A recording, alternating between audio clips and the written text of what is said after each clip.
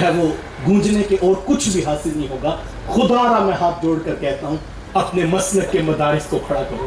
اپنے دین کے ساتھ پیار یہ ہے, اپنے رسول کے ساتھ محبت یہ ہے کہ ہم ان کے مشن کو غالب کرنے کے لیے علم, علماء اور دینی مدارس کے بارے میں سوچیں. اور جب تک ہم عملاً اس بارے میں کوشاں نہیں ہوں گے تب تک نتائج نہیں حاصل ہوں گے. اور یہ باتیں تلخ ہو سکتی ہیں لیکن یہ حقیقت سے ہٹی ہوئی نہیں ہیں. خدا را بار بار اس بات پہ سوچیے گا ضرور کہ ہم جو ہے وہ جتنے لاکھوں روپے ایک محفل پہ لٹا دیتے ہیں, 1 سال کا خرچہ کسی دینی مدرسے کا نکل سکتا ہے, لیکن وہاں ہمارے نفس کو حاصل نہیں ملتا, لہٰذا ہم اس طرف آنے کے لیے تیار نہیں ہیں.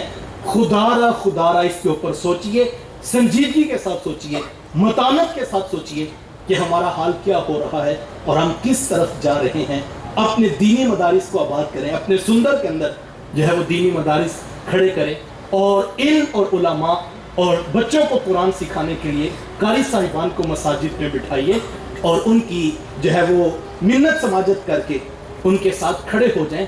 یہ چھوٹے چھوٹے بچے جن کو آج ہم گلے اور سر اور راگ سنا رہے ہیں, کل یہ ہم سے بڑے ہو کے پوچھیں گے نہیں کہ تم نے بھنڈ قسم کے نقیب ڈانس کرتے نعت خواں تو ہمیں سنائے, لیکن ہمیں ہمارے رسول کا قرآن پڑھنا کیوں نہیں سکھایا؟ یہ پوچھیں گے نہیں ہم سے کل. تو میں اور آپ اپنے کل پہ غور کریں, ہم کہاں پہ کھڑے. تو یہ ہمارا مستقبل ہے, اور اگر ہم نے ان کو یہی بتایا تو یہ تو اس کو دین سمجھ رہے بیچارے, یہ تو بچے ہیں, یہ تو یہی دین سمجھ رہے ہیں. لیکن ہم ان کو بتائیں کہ بیٹا ترجمہ سیکھنا ہے, قرآن سیکھنا ہے, اور حضور علیہ السلام کے پیغام کو سیکھنا ہے, یہ اصل دین ہے, اور ہم نے اس کے اوپر محنت کرنا ہے. تو جس محفل میں بھی جائیں, میری بات لمبی نہ ہو جائے, میں مکمل کروں گا, جس محفل میں جائیں جانے سے پہلے غور کریں میں جا کیوں گا, اور جو سنوں گا اس کے اوپر عمل پیرا ہو جائے. میرے استاد مکرم ایک دن ہمیں فرمانے لگے کہ بیٹا اگر بندہ تقریر دھیان سے سن لینا تو زندگی میں ایک تقریر بھی کافی ہوتی, لیکن سنے دھیان سے پھر اس کے اوپر انگلی پہ نوٹ کر لے یہ 4 کام میں نے کرنے ہیں, تو ایک تقریر بھی اس کی زندگی کو بدل سکتی ہے. لیکن وہ بدلے تو تب کہ جب سنانے والا یا سننے والے کسی مقصد کے تحت جو ہے وہ مل کر بیٹھنا, مزاج پیدا کر لیں. تو خیر بات لمبی نہ ہو جائے, 3 باتیں علماء نے لکھی ہیں, میں بس مختصر ختم کرنا ہے. 3 باتیں علماء نے لکھی ہیں اور کہا جو شخص یہ چاہتا ہے کہ کل قیامت کے دن اس کے ماں باپ اس سے راضی ہو کر ملاقات کریں تو اسے زندگی میں 3 کام ضرور کرنے چاہیے. پہلا کام, کثرت سے ماں باپ کے لیے بخشش و مغفرت کی دعا کی جائے. ماں باپ زندہ ہوں تب بھی, ماں باپ وفات پا جائے تب بھی. ایک روایت میں ہے کہ جو شخص روزانہ اپنے ماں باپ کی بخشش کی دعا کرتا ہے, میرے حضور فرماتے ہیں اس کے رزق میں کبھی بے برکتی نہیں ہوتی, اللہ تعالیٰ اس کو رزق کی فراوانی عطا کرتا ہے. اب دعائے بخشش کا انداز کوئی بھی ہو سکتا ہے. آپ کل کا ختم دلوائیں, چہلم کی تقریب رکھیں, یا سالانہ برسی کے عنوان پہ لوگوں کو جمع کر کے اپنے ماں باپ کے لیے بخشش کی دعا کروائیں تو یقیناً یہ باعث سے برکت ہو. لیکن اس مصروف ترین دور کے اندر کس کے پاس اتنا وقت ہوگا کہ وہ روزانہ سینکڑوں ہزاروں لوگوں کو جمع کرے اور پھر اپنے ماں باپ کے لیے بخشش و مغفرت کی دعا کروائے؟ تو یقیناً یہ ایک مشکل کام ہوگا, لیکن اللہ توفیق دے. دوست احباب گاہے بگاہے کرتے ہیں اور یہ باعث سے برکت ضرور ہے, لیکن روزانہ تو یہ کام نہیں ہو سکے گا. تو پھر کیا کیا جائے؟ علماء نے بڑی خوبصورت بات کی, کہا کوشش کر کے, محنت کر کے آپ 5 وقت کے نمازی بن جائیں. یہ اتنا خوبصورت عمل ہے, اتنا خوبصورت عمل ہے کہ بیٹے کی کوئی نماز پوری نہیں ہوتی جب تک یہ دعا نہیں کر لیتا, ربنا اغفر لی ولی والدی, کہ مالک مجھے بھی بخش دے, میرے ماں باپ کو بھی بخش دے. یہ بہترین وظیفہ ہے, تو رب کا حکم ہے, سینکڑوں مرتبہ پڑھنے کی تاکید ہے, نہ پڑھنے پر سخت عذاب کی وعید ہے. اور دوسرا محبوب علیہ السلام کی بھی آنکھوں کی ٹھنڈک ہے. اور تیسرا بیٹے کی کوئی نماز پوری نہیں ہوتی جب تک ماں باپ کے لیے بخشش کی دعا نہیں کر لیتا. نماز نماز نماز. آخری وصیت امت کے نام یہ تھی کہ لوگوں نماز نہ چھوڑنا, لوگوں نماز نہ چھوڑنا, لوگوں نماز نہ چھوڑنا. آج میں اور آپ دیکھیں ہم کہاں پہ کھڑے ہیں. 95% لوگ ہیں جو شاید عملاً نماز کا بائیکاٹ کر چکے ہیں. ہماری مسجدیں ویران ہیں اور ہمارے گھر قبرستان بنے ہیں.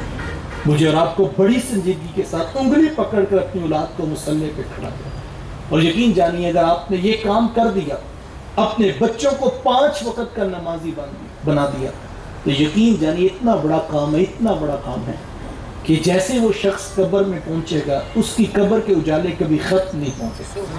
کبھی فرشتے کہیں گے ابھی تیرے بیٹے نے فجر کی نماز پڑھی ہے یہ اس کی برکت پہنچ رہی ہے. کبھی کہا جائے گا آج بیٹی نے ظہر کا مصلی بچھایا تو یہ اس کی برکت پہنچ رہی ہے. اور کبھی شاید یہ کہا جائے آج کرم دو بالا اس لیے ہے کہ بیٹا تہجد میں بھی اٹھا تھا سونے محمد پہ درود بھی پڑھ رہا تھا. تو یہ کرنے کا کام ہے, انگلی پکڑ کے اپنی اولادوں کو مصلی پہ کھڑا. ہو سکتا ہے ہمارے مرنے کے بعد ہماری اولادیں ہماری قبروں پہ آ کے سلام نہ پیش کر سکیں, ان کو آنا چاہیے قبر پر, اس کی الگ برکت ضرور ہے, لیکن ہو سکتا ہے مصروفیات زندگی اتنی بڑھ جائے بیٹے بیرون ملک چلے جائیں, سال کے بعد بھی آ کے قبر پہ سلام نہ پیش کر سکیں. تو کوئی بات نہیں, جیسے بیٹے وضو کر کے مصلی بچھا کر ہاتھ باندھ کر عرض کریں گے مالک رب العالمین تو ہے, رحمان تو ہے, رحیم تو ہے, مالک یوم الدین تو ہے.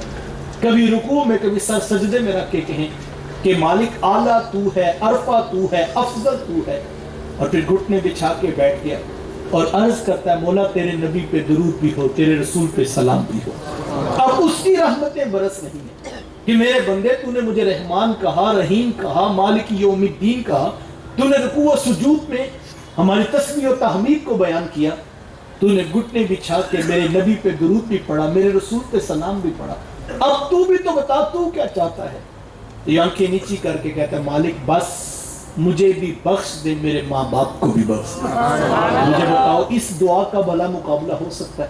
تو محنت کیجیے, اپنی اولادوں کو مصلی پہ کھڑا کیجیے اور اس بات پہ پہرا دیجیے. بیٹے کو ڈاکٹر بنائیں بڑی اچھی بات ہے, بیٹے کو انجینئر بنائیں بڑی اچھی بات ہے, بیٹا ایم ایس سی کرے, ایم فل کرے, پی ایچ ڈی تک دنیاوی تعلیم حاصل کرے, یہ ضرورت ہے, اس کا انکار نہیں, لیکن سب سے پہلے بیٹے کو مالک کی دہلیز پہ جھکنا نصیب اور اس کی انگلیوں کی تعداد پر ان کی معذور کی تعداد مکمل ہو جائے کہ میں نے 5 وقت کی نماز کی حفاظت کرنی ہے.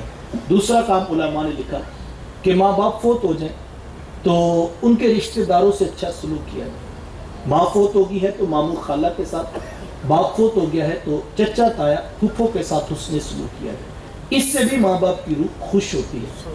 وہ کسی شاگرد نے پوچھا تھا کہ استاد جی ماں باپ فوت ہو جائے تو پھر کیا کریں؟ کہا بیٹا ماں باپ فوت ہو جائیں تو ان کی نشانیوں سے پیار کیا. کہا حضرت ماں باپ کی بھی نشانیاں ہوتی ہیں؟ کہا ہاں بیٹا یہ جو بہن بھائی ہوتے ہیں نا یہ ماں باپ کی نشانیاں ہوتی ہیں. ماں فوت ہو گئی ہے بہنوں کے سروں پہ شفقت کے ہاتھ رکھو, باپ فوت ہو گیا بھائیوں کو سینے سے لگا کے رکھو, اس سے بھی ماں باپ کی روح خوش ہوتی ہے. ویسے بھی تعلیمات شریعت ہیں. آقا کریم علیہ السلام نے فرمایا کہ وہ شخص جنت میں داخل نہیں ہوگا. صحابہ نے پوچھا حضور کون جنت میں داخل ہے؟ فرمایا قاطع الرحم, رشتوں کو توڑنے والا کبھی جنت میں داخل نہیں. تو مجھے اور آپ کو اس کے اوپر غور کرنا. ایک حدیث میں تو یہاں تک فرما دیا گیا وہ شخص جنت کی خوشبو بھی نہیں پا سکتا, جبکہ جنتی ابھی جنت سے 500 سال کی مسافت پہ ہوگا کہ جنت کی خوشبو اس کو آنا شروع ہو جائے گی. لیکن جو رشتوں کو توڑنے والا ہے وہ جنت کی خوشبو بھی نہیں پا سکے گا. ہمیں سلو کر لینے کا, معاف کر دینے کا مزاج پیدا کرنا ہے اور جوڑنے کی کوشش کرنی ہے اور اپنی اولادوں کو بھی یہ سکھانا ہے. اچھا بعض اوقات ایسا ہوتا ہے کہ بندہ کہتا ہے کہ ہم تو ہمیشہ بچوں کو یہی کہتے ہیں کہ بڑوں کا ادب کرو, چھوٹوں سے پیار کرو, ہم نے رشتہ داریاں جوڑنا ہی سکھائی ہیں, لیکن ہمارے رویے اور ہمارے انداز بچوں کے سینوں میں نفرت پیدا کر دے. تو بعض اوقات اس پر بھی ہمیں غور کرنا چاہیے. گھر کے اندر اولاد کے سامنے خاص طور پر ہمیں محبت کا اظہار کرنا چاہیے. چچا کا نام لیا جائے تو بچوں کے سینوں میں پیار پیدا کیا, خالہ اور ماموں کا پیار ان کے سینوں میں پیدا کریں گے. اور یہ پیدا کرنے کے لیے الگ سے مشق نہیں کرنی پڑے گی. جب ہم محبت اور اظہار اور عزت کے ساتھ آنے والے کو جو ہے مقام و رتبہ دیں گے تو دلوں میں یقیناً پیار پیدا ہوگا. تو رشتہ داریاں جوڑنے کی کوشش کی جائے اور اس کے لیے عملاً جو اقدامات کو ضرور پیش نظر رکھا جائے. تو یہ بات بھی ماں باپ کو خوش کرنے اور ان کو راضی کرنے کا ایک بہت بڑا سبب بنتی ہے. لیکن ہم دیکھتے ہیں بعض اوقات لوگ ماں باپ کی تسبیحاں, ٹوپیاں, رومال, چادریں تک تو سنبھال کے رکھتے ہیں, 10-10 سال سنبھال کے رکھتے ہیں اور بڑے فخر سے بتاتے ہیں کہ 10 سال ہو گئے میرا باپ اس میں تہجد پڑھتا تھا, یہ چادر میں نے آج بھی سنبھال کے رکھی. یہ محبت کا انداز ہے. بلکہ بعض اوقات ہم دیکھتے ہیں بہن بھائی آپس میں الجھ پڑتے ہیں اور کہتے ہیں کہ یہ میری ماں کی تسبیح ہے, بھائی کہتا ہے میں نے رکھنی, بہن کہتی میں نے رکھنی.